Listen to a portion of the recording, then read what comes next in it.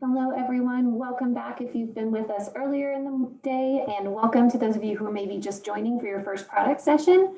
This session we'll be talking about ST Math, and we'll also cover you, if you were here previously, you just heard about Eureka, and so you can also learn a little bit more about how ST Math can work if you're using Eureka as your core product.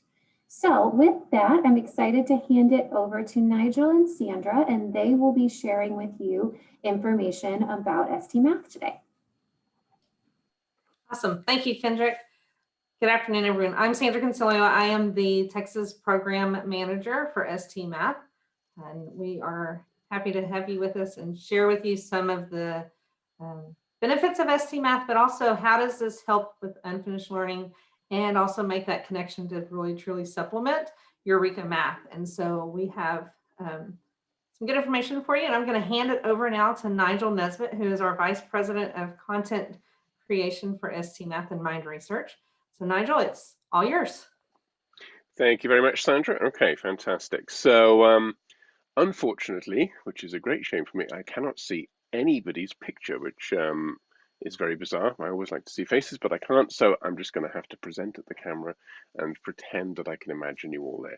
So I will be getting some feedback at different times, so you can type stuff in the chat because I want to get some, we're going to engage in some gameplay as we go forward. But we're going to start by looking at this idea, which is obviously a big one right now, about unfinished learning and how can we help students who have that. And we're going to start somewhere a little bit different and look at this whole concept of equality versus equity.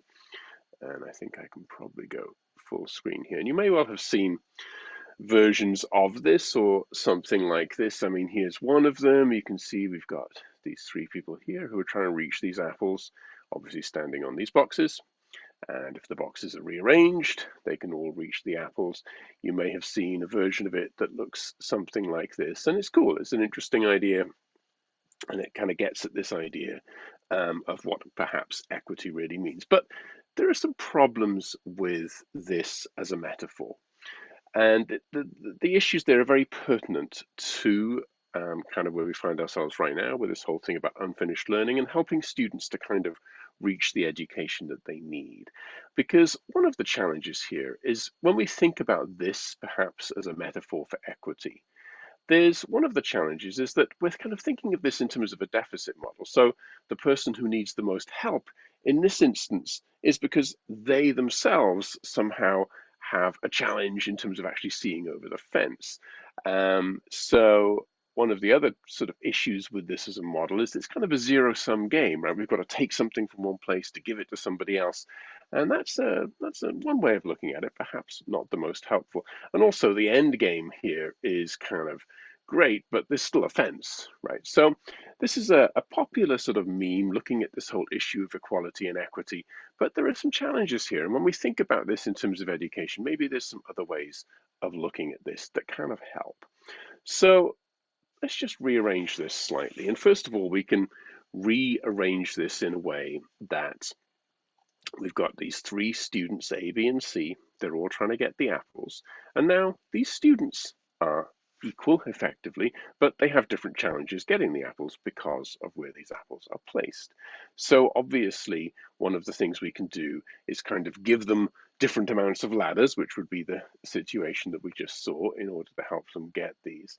But maybe there's something even more profound that we can do here. Maybe there's a way of reimagining this entire situation. And I don't know if anybody's familiar with ladders like these. They're rather cool. They can be used like this. They also have several different configurations. So in this case, this ladder can be this big, or even this big. So if we were to kind of go back to our sort of metaphor here for a moment, we could give each of these students one of these ladders. They can use it in whatever way they need to reach the apples. And one of the key ideas here is that really an equitable math education is something like this. It's something that can be used by any student to kind of reach and attain whatever it is they need to. And I think it's a good metaphor as we start thinking about learning recovery, helping students with unfinished learning, learning loss, whatever it is we want to call it. It's interesting to think what a powerful part really an equitable math education has to do with that. And with ST Math, one of the key ideas that really is the genesis of our whole program is this idea of what if math could be taught in a way that matches the way that the brain learns. So we're going to kind of dive into that, look at how that applies to ST Math, and then see how we can use this in conjunction with traditional curricula, or at least core curricula, like say Eureka, to help all students as they progress through the years. So let's start with a game, because if you're really going to think about something that's designed the way the brain learns, what better way can there possibly be than a penguin? So here we have Gigi, and you may or may not be familiar with Gigi. I don't quite know what everyone's familiarity level is with ST Math, but the name of the game here is pretty simple. We want to figure out how are we going to get Gigi across the screen. You can see as I click these buttons on the bottom, kind of Gigi moves around a little bit, and eventually when those two things are matched, Gigi crosses the screen. So we're going to play a game together. Now, like I said, unfortunately, I cannot see anybody, so we're going to have to use the chat for this. But what I want to do is I want to get you guys to help me figure this out. So here is Gigi. Gigi is a penguin. Gigi always wants to get across the screen. So interesting thing to note here, this is a puzzle. This is from ST Math. This is something we can get kindergarten and first grade students to solve. They don't start here, but this is something we can get them to do, this level of spatial reasoning. Notice there is no language on the screen. There are no verbal instructions. There are no written instructions. At the beginning of any learning path of puzzles, everything is completely visual, which is a major part of equitable math education right there. There's no barrier to learning here for anybody, or at least for most students. So we want to figure out how we're going to get Gigi across the screen. You can see we have 3 moves, and the moves we can make are these buttons across the bottom of the screen. Let's call them 1, 2, 3, 4, 5, and 6. Now, I will say there are 12 different ways of solving this puzzle, and any of these buttons is actually a totally valid first move. So, using your chat windows, can you give me a number between 1 and 6, what you think would be a good first move to help Gigi across the screen? What do we think? Normally I have people hold up their fingers. All right, I see a 3. Yeah. I see a 3. All right, there we go. From Fort Bend ISD, lots of 3s. Okay, fabulous. Now notice nothing happened yet. It's not because it was wrong. Like I said, in fact, any one of these would be a perfectly good first move. The reason that nothing happened to Gigi yet is that we need to complete all 3 of these this time and visualize what's happening before we get to see what happens. So, okay, so we made the move 3. So think about what that did. Although for you guys, it'll be backwards. It's really hard to spatial reason in reverse. So, okay, so now what would a good next move be? Okay, I see a number 1. I'm thinking that this is that number 1 what we think of as a second move? Let's see, anybody else got any second moves? Otherwise, I'm going to go with 1, which is totally fine. All right, I'm going with it. Let's see what happens. So, what do we think our final move should be then?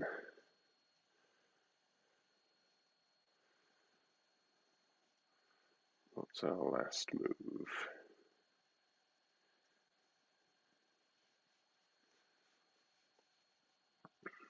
So think about it. Gigi has moved like this, rotated, and we need 1 more move. All right, we got a number 5. Let's see what happens. This is the second time today somebody has used this particular solution path. It must be a Texas thing. So, okay, so now we get to see, are we correct? So take a look at that. Try and visualize in your head what that is going to do. And let's see if our prediction is correct. All right, you guys are fantastic. Very good. Congratulations. So let's have a look at what's happening there from the perspective of neuroscience, because it's interesting and it's powerful to kind of really see what's going on. So on the face of it, it's a cute game with a penguin. We get to maneuver things around, and we can get very young students to build that kind of spatial Did I doubt you? I did not doubt you at all, not one bit. No, that was fantastic. Uh, so let's have a look at, so from this neuroscience perspective, what we've got going on here is something called the perception action cycle. And this isn't something that STMath created. This is a sort of solidly understood piece of neuroscience that's been around for quite some time. And in fact, it's something that humans do on a regular basis all the time, thousands of times a day. It's how we learn a lot of different things, how we learn how to ride a bike, for example, amongst millions of other things. In fact, also all mammals use this perception action cycle to build maps of the world around them, to find food and so forth and so on. So this is a well understood piece of neuroscience, and we can use it in a game with a penguin to build mathematical schemas. So let's look at how it works. Anytime you're confronted with a problem, and in this case, the problem we're trying to solve is how are we going to get Gigi across the screen. Whenever we're confronted with a problem, we use what we call existing schema, the existing neural networks we have in our frontal cortex. We use those to make a prediction. Here's what I think will happen, which is exactly what you guys did. You just move 3, move 1, move 5. You made predictions about what you thought was happening based upon the spatial reasoning schemas that you had in your head. So based upon those, you take an action, which is you choose some moves, or in your case, you type something into the chat window. So I chose the moves, and then there's an outcome. You get to see exactly what happens. And in your case, and in this case, Gigi got across the screen. And here's where it gets interesting. We perceive that, we see it. So there's no language being involved in this cycle at this point in time. We perceive the outcome, and in the brain, there's a little piece called the hippocampus right in the middle. And in the hippocampus, our schema that made the prediction, that prediction is kind of stored in the hippocampus for a little while. And it's compared to the perception of what we see happening. So here's what I thought was going to happen. Here's what I see happening. And these two things meet in the hippocampus. They're compared. And in this case, they match. We got it correct. What I thought was going to happen actually happened. So the hippocampus sends a signal out to that schema and says, well done. That was fantastic. And it grows it. Literally, chemical flood from the hippocampus through that schema, making it bigger and stronger. So the next time you're confronted with a similar problem, it's even more likely to fire up and cause you to make an accurate prediction. So this is how we grow spatial reasoning schema, proportional reasoning schema, fraction schema, numeracy, all of these things grown through this perception action cycle and getting things correct, confirming your predictions basically. But we don't only learn when we get things right. So let's say we had made a very different prediction. Let's say we'd chosen something else. We'd have taken an action, we'd have chosen some moves, and the game would animate out exactly what we put into it. And we would see, Gigi did not get across the screen, but we would see why. And again, that perception into the hippocampus. But this time, here's what I thought was going to happen. Here's what actually happened. They do not match. And now a very different signal comes from the hippocampus. It tells the schema that made the prediction, that didn't work so well. It deprioritizes it. So the next time you're confronted with a similar problem, it's very unlikely that that's going to fire up again. So this is how we kind of address misconceptions. But very importantly, that's not the only thing that happens when you get something wrong.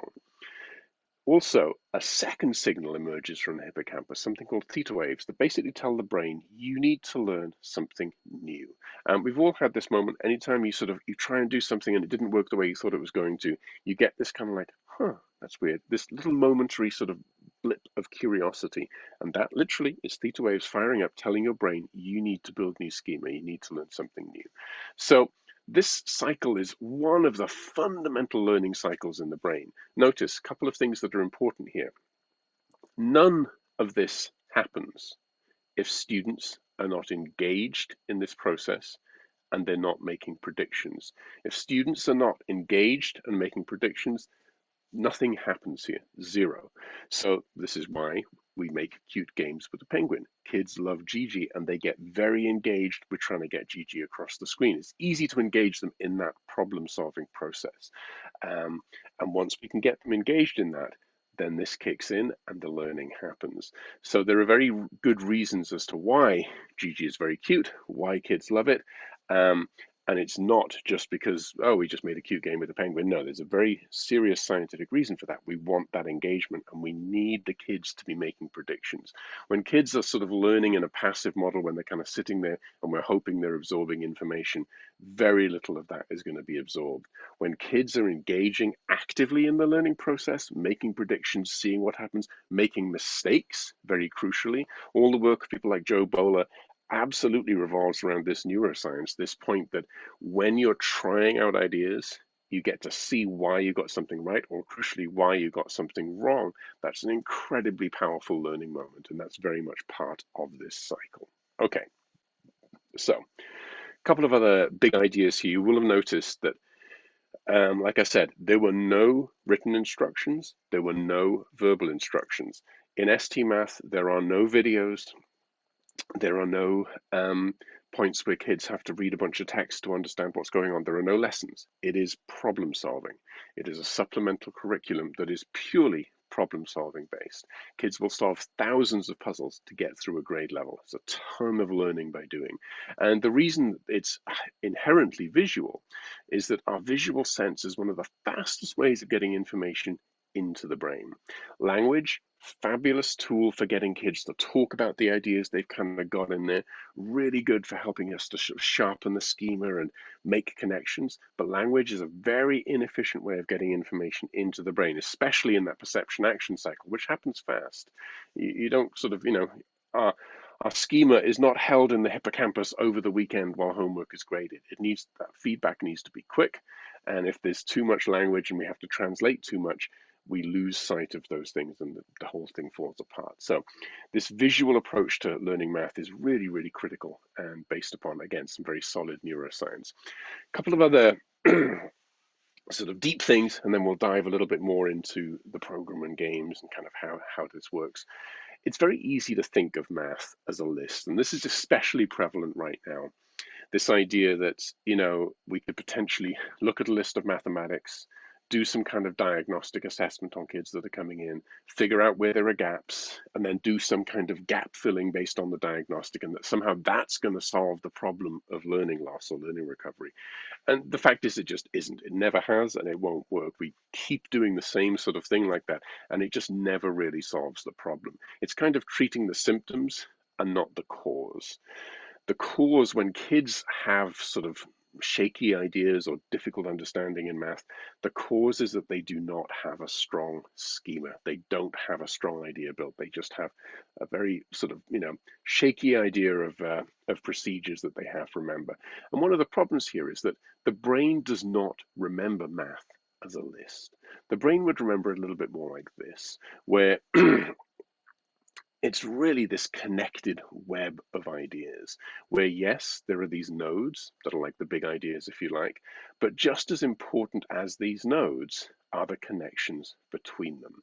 And these connections don't occur very much by accident. They occur when curricula are explicitly designed to make connections. Eureka actually is a very good curriculum for this. Eureka has things like, a lot of visual models, a lot of, for example, like multiplication, like box models and so forth and so on, which are absolutely designed to make very clear connections between standard algorithms and place value and so forth and so on. So these are, these types of curricula are designed to build these connections, and ST Math absolutely will do that for all students very, very powerfully because it's designed to build these things.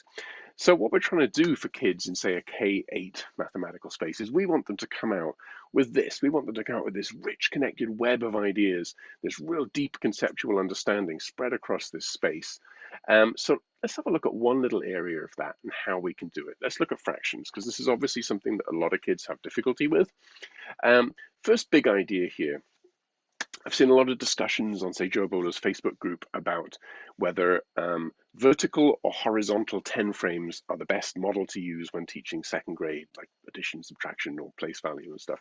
And the whole point here is no one model is better than the other. Kids need to understand how all these models work and need to be able to connect fluidly between them. Same thing with fractions.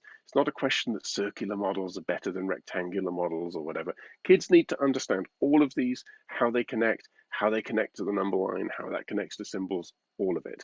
And actually the number line is a very good connective schema tool. Like the number line connects all across this mathematical space. So connecting all things to things like the number line or tape diagrams, those types of things are really good because they connect all the way across this space. So let's have a look at what happens when you don't build schema, because it's kind of instructive. So here's a question, a fractions question that was on the NAEP assessment several years ago. And it's, on the face of it, looks like a fraction addition question. Estimate the sum 7/8 plus 12/13. And certainly anytime I've ever used this in a PD or with students even, I get something like this happening a lot.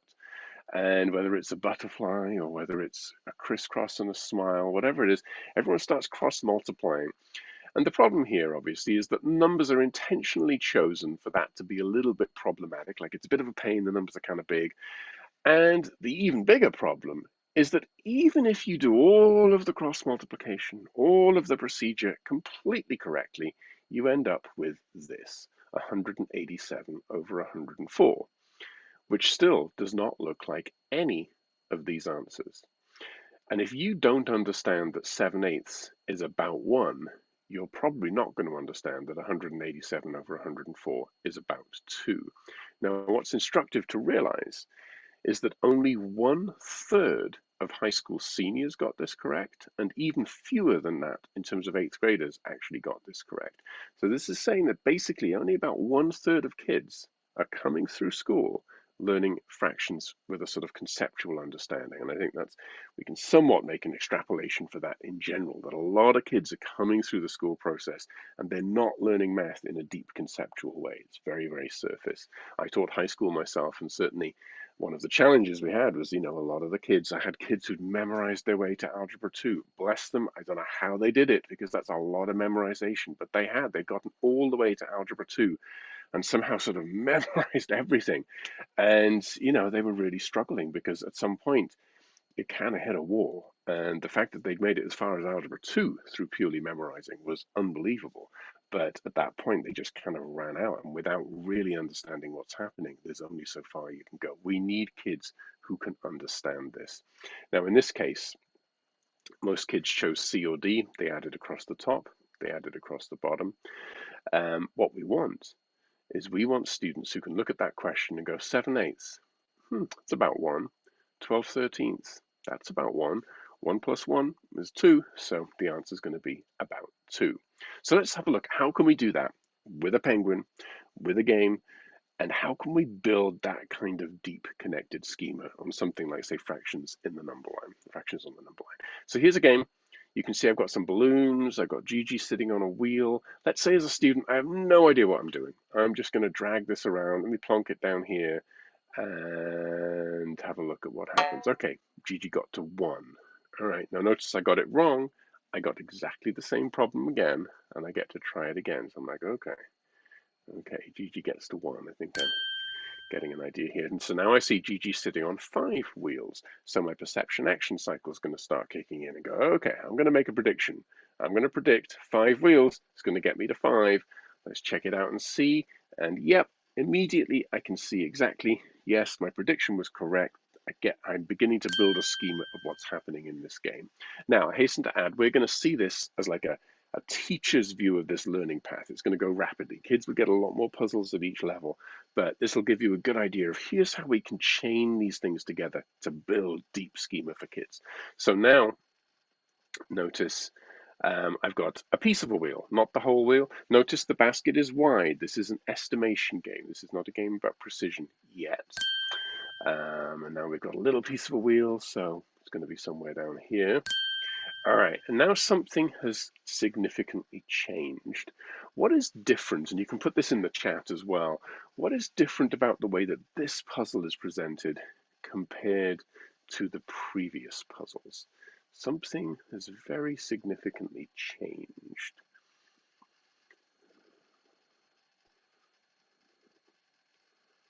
What do we think has changed here?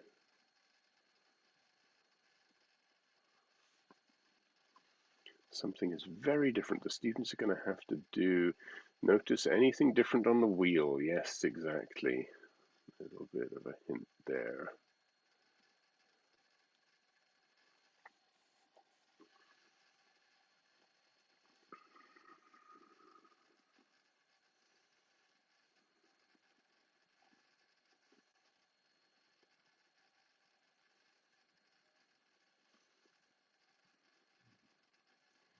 Do we notice anything that's changed from this puzzle? I'm just going to go back. Let's have a look at, here's the first puzzle, the second puzzle, third, and fourth. What's different about this one than all of the previous puzzles? Fantastic, absolutely. Thank you very, very much, Maria. Yes, so now this has changed to be a symbolic representation. So for the first time, the student can no longer solve this purely visually. And now we're going to see a game in a moment where we teach the students to translate between visual and symbolic representation of fractions. But in this game, very crucially, the student now has to understand what these symbols mean in order to solve this problem. So in this instance, obviously, we're going to get to 1/3. Now notice it, when it animates out, it translates from the symbols always back into the visual. And now something else has changed. So notice here, I can't move the basket. And when I try to, this stuff flashes up. So basically what it's saying is, how many of these shapes do I need to get to the basket? So how many halves do I need to get to 2.5? So we do this all the time, where we'll ask questions one way, we'll get students used to one way of thinking, and then we'll switch it up and ask it backwards. So here now, for example, we can do that symbolically as well. How many thirds do I need to get to 4/3, for example? And then we've got a bunch of eighths. Where are these going to get us? Somewhere about here. So you can see how this complexity is building. All right, so now we've got 1/3 plus 2/3. So that's going to get us to 3/3 or 1. And now where students are in a position where they could do something like this. So we've got two fractions with unlike denominators. We know what a half will do. We know what 3/4 will do. So we can add those together and we can go, okay, I can get this. Like Gigi can get to here. So now students could be in the position where they could meaningfully tackle a question like this. I know what 7/8 is. I know what 12/13 is. If I put them together, it's going to get somewhere close to 2. So that gives you a little snapshot of how we can use games, spatial reasoning games, to build that kind of conceptual understanding for students. So on this subject of sort of learning loss, helping students with unfinished learning, there are a couple of really critical ideas in terms of the way that STMath differentiates for students, and it does it in 3 primary ways. First up, we do this, what we call standards-based scaffolding. So here are the 4 different the sequence of ideas here. So you can see here, basically, even if we're in 5th grade and we're getting students to the place where they are working at grade level, we will differentiate downwards and start where basically they're starting with counting, then starting with working with fractional pieces, building up to where they're adding fractions with like denominators, and then ending up with the actual on grade level piece. And the key thing, this all happens while students remain in the objective in 5th grade. So it scaffolds down to meet the students where they are and builds them back to the on grade level moment. The second thing we can do is we differentiate at the moment of learning. So let's have a look for a moment at a puzzle where here is something with, say, equivalent fractions.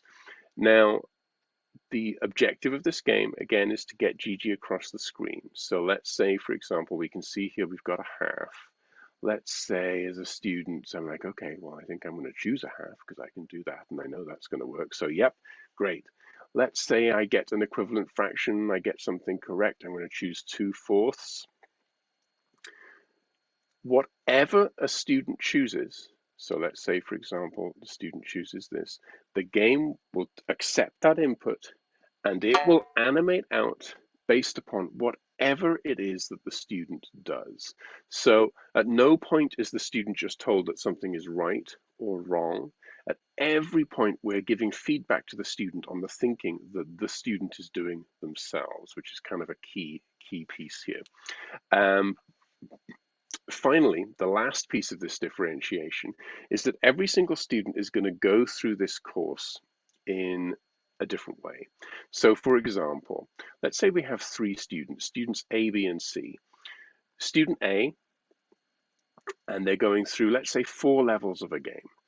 Student A is going to work through these puzzles very quickly. They've maybe got this schema already. They have the idea. They understand what they're doing. And they're going to race through this. They collected 19 puzzles, as in they worked through 19 puzzles. And they only had to make it. They made a few errors, but got through very, very quickly. Student B, on the other hand, worked through the same material, but actually had to try much, much harder, made a lot more mistakes, had a lot more of that feedback. And what we do is when a student gets something wrong twice, they come back into a level, but we randomize puzzles. So all of these represent randomly generated puzzles at the exact place the student needs them to help them to build the idea, to help them to figure out how to get this correct. So student B took a lot longer to get through the same content, but actually built the schema that they needed to have. And similarly, student C here, you can see, took a lot of time and actually got stuck. So we'll have a very quick look at what that looks like in the system from the teacher's perspective. So we've got these 3 different types of differentiation that are going to help students to sort of get to their grade level. So let me just see if I can work over here. Okay, so for example, here we go. So this is inside our system. And let's just take a look. Here's, say, student A. You can see student A here. We can see for each student, we've got how many minutes and how many puzzles they're completing on an average week, what they did last week, and what they're doing this week. So you can see here, student A, they're putting in a lot of time every week, and they're consistently solving a lot of puzzles. This student is flying through, no problem whatsoever. Totally, from a teacher's perspective, this student is doing great. Let them go, on they go, and they're going to do just fine. Now, if we come down to students, let's have a look at Stephen down here. This would be kind of like student B. You can see on an average week, they're putting in plenty of time, but they're solving fewer puzzles, which in and as of itself is certainly not a problem. But you can see last week, this student obviously struggled a little bit. They got through, they collected puzzles, but this would be a thing where we could look in and say, let's see here. We could perhaps go, we can see the actual logins of the student. We can click on this and we can see, for example, precisely, let's have a look here. Here we go. Yes, you can see they spent 30 minutes during this particular session last week, only collected 8 puzzles, and we can see precisely what objective they're working in. And in fact, we can even see the exact level that they had to struggle through. So then we can click on that level. And as a teacher, we could have a conversation with the student about this particular level. We could find out what it is that's so challenging for them and so forth and so on. So it's easy from the reporting, from the teacher reporting, to actually dive in. Let me see if I can now get back to my apologies. 1 second. Let me see if I can get back to the tab that I want to be on. Here we go. All right, fantastic. And then let's take a look at the final student here. Whoops. Or at least I will do once my computer decides to cooperate. Sorry, don't know what it's doing right now. We'll come back to that. I don't want to get stuck on that because there's a lot of stuff to get through. Okay, so let's have a look from a teacher perspective at an objective, and then we're going to look at some of the comparisons and how this compares to Eureka and how you can kind of work across those 2 things. So in 3rd grade, for example, this is the teacher view of 3rd grade. You can see there are 25 different objectives in 3rd grade, and they're the things you'd expect to see. And for example, there are 3 fractions objectives, each of which is connected to TEKS, as you'd expect to see. So they're all standards aligned and so forth and so on. And let's have a little look at this fraction concepts objective. So, as I said, there are 25 objectives in the course. You can see that in this one objective, 203 puzzles. So if you do the math, that's many thousands of puzzles to get through a single grade level. A couple of things to notice here. Every single objective has a pre-quiz and a post-quiz. These are very much more typical standardized test questions. What we're really looking for here is how well is this very visual, conceptual sort of learning process translating into outcomes on standardized test questions. And these pre and post quizzes can be either given in English or in Spanish, and that can be chosen at the individual student level by the teacher. So whatever language is most important, that'll be what or most useful for the student. That's what the test can be given in. So a couple of other things to notice here. Like I said, the games are organized into levels. So there are 8 games in this objective. Each game has multiple levels. And like I said, within a level, it's going to have 6 to 8 puzzles.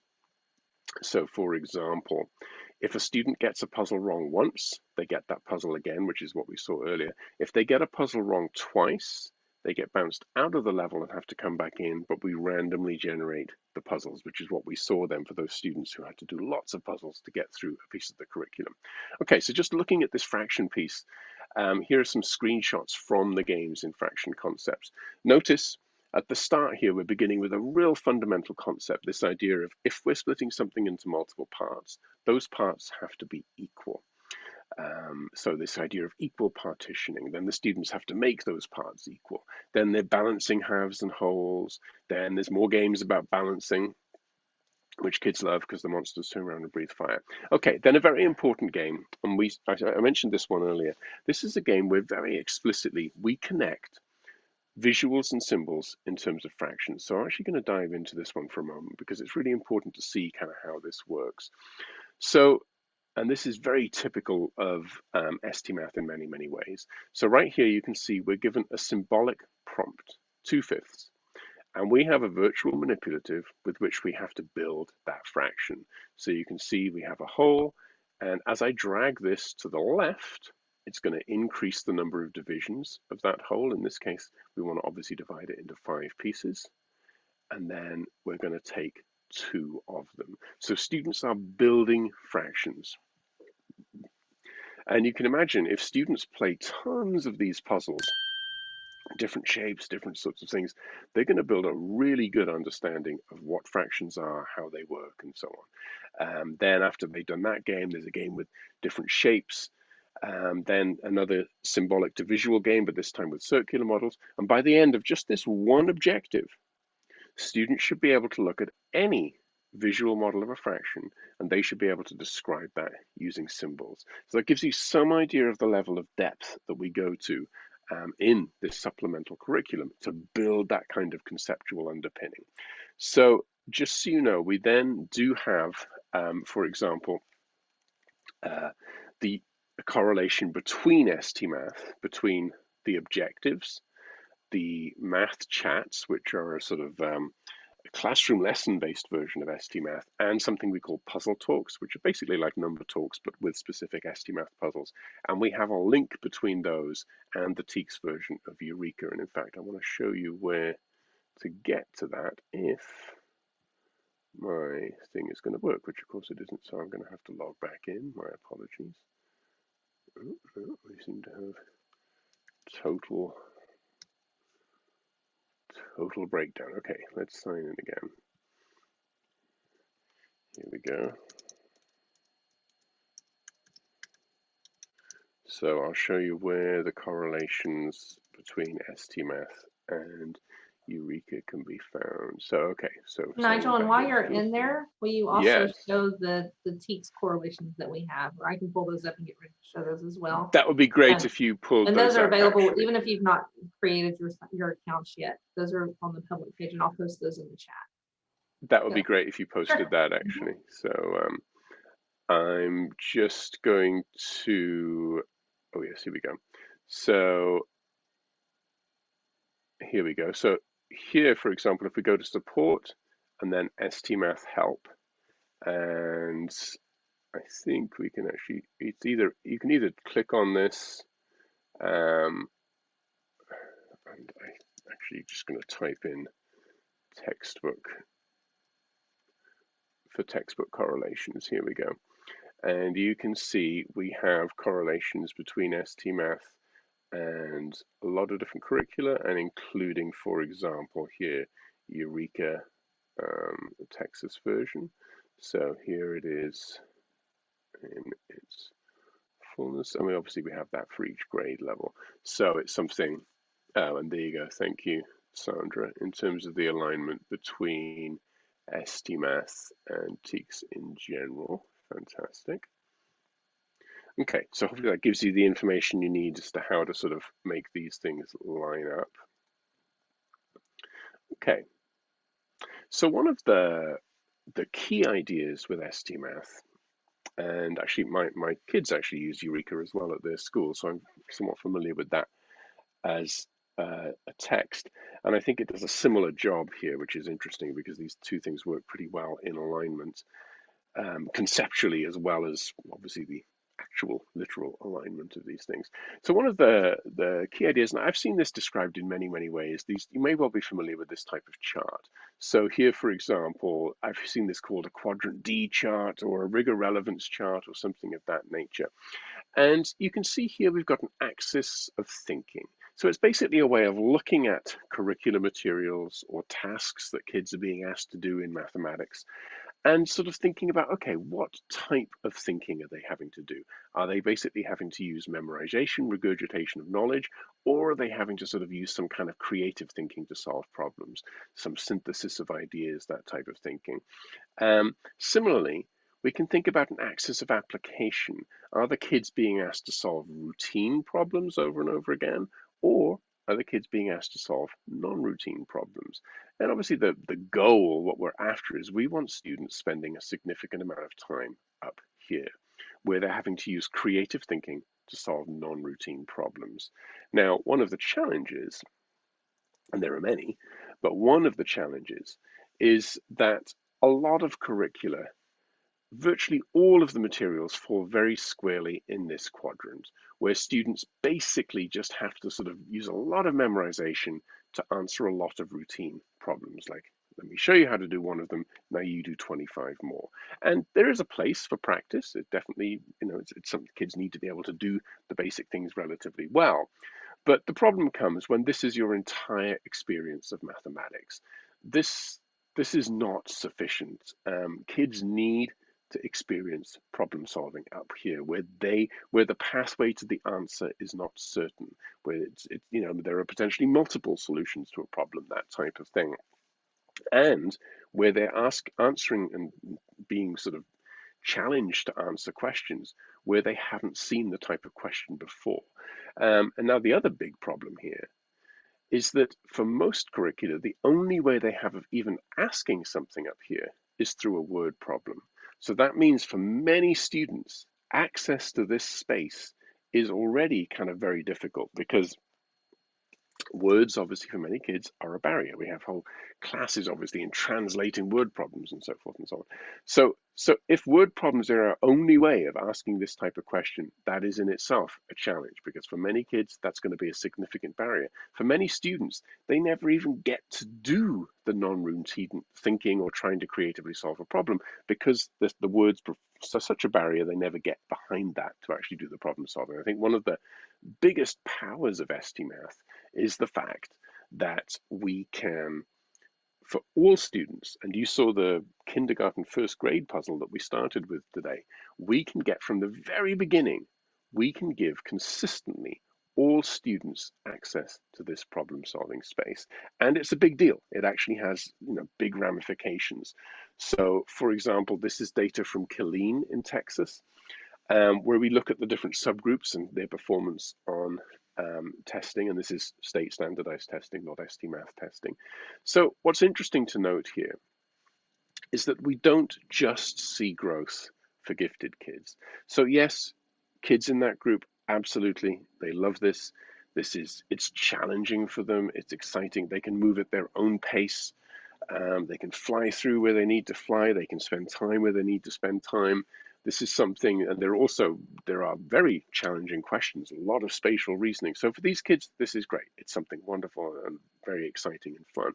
But what's interesting is that we see significant growth for all student subgroups, for English learners, African American students, and especially notice this growth here for special education students. I mean, this is really quite phenomenal.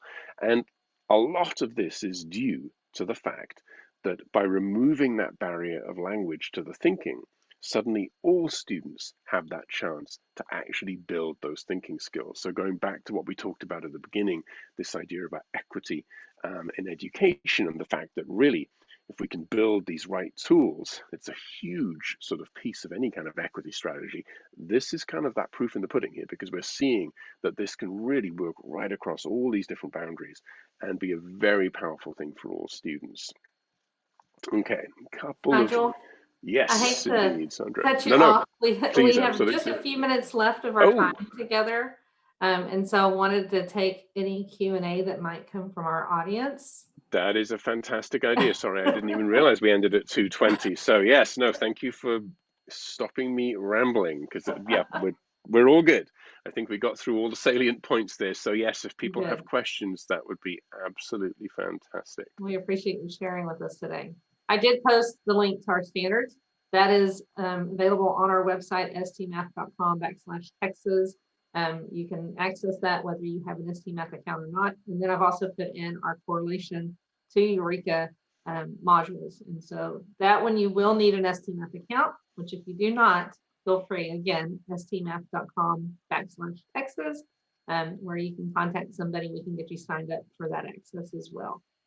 So any questions?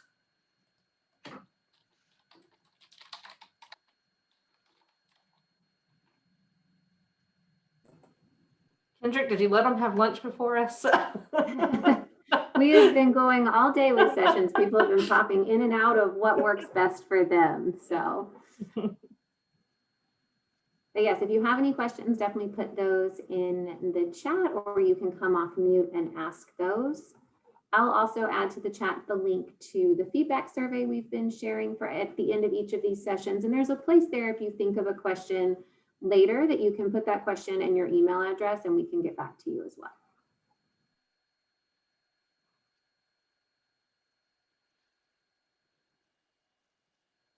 And this page that I'm on now is the stmath.com/Texas page. So all of this information, thank you very much, Beth, much appreciated. So all the information, this is a great sort of landing page that has links to most of the stuff that you might want and so forth and so on. So.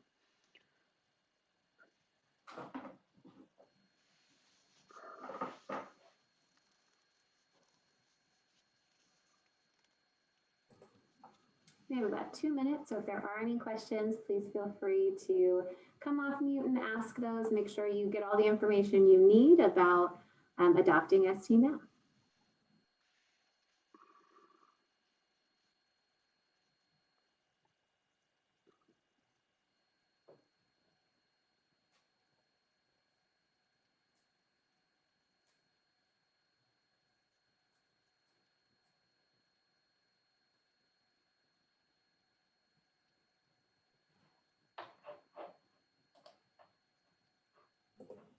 All right, well, if there are not any questions, we will say thank you to Nigel and Sandra, excuse me, for their time today. We are excited to have y'all here and learn more about STMath. And again, everyone, please reach out. If you do think of some additional questions later, we'll make sure to get you answers for those. Absolutely. Thank you all so much for your time today.